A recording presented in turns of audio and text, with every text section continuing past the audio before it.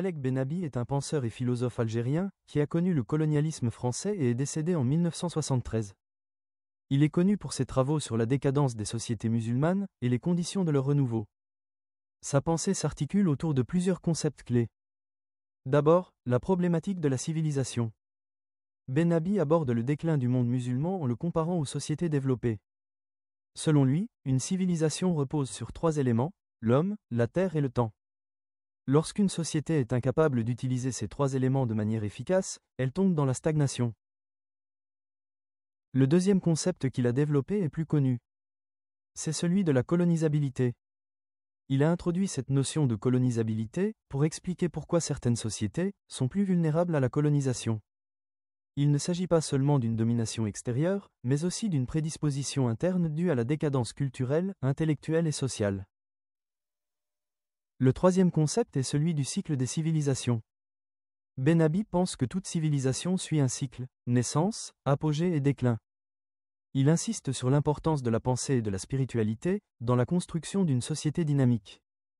Une société qui perd sa vitalité intellectuelle et spirituelle devient stérile et déclinante. Le quatrième concept est celui de la critique du matérialisme et de l'imitation. Avec ce concept, Bennabi critique les élites du monde musulman qui se contentent d'imiter l'Occident sans comprendre les fondements de sa réussite. Il oppose à cela une réforme intellectuelle et spirituelle qui permettrait aux sociétés musulmanes de retrouver une dynamique propre. Enfin, le cinquième et dernier concept qu'il a développé est celui de la reconstruction de la société musulmane. Pour lui, la renaissance du monde musulman passe par 3 conditions. D'abord, un retour à une compréhension profonde de l'islam, non pas comme un simple héritage culturel, mais comme un moteur de civilisation. Ensuite, la nécessité de développer une pensée critique et créative. Enfin, il rappelle l'importance de la réhabilitation du travail et de l'effort intellectuel.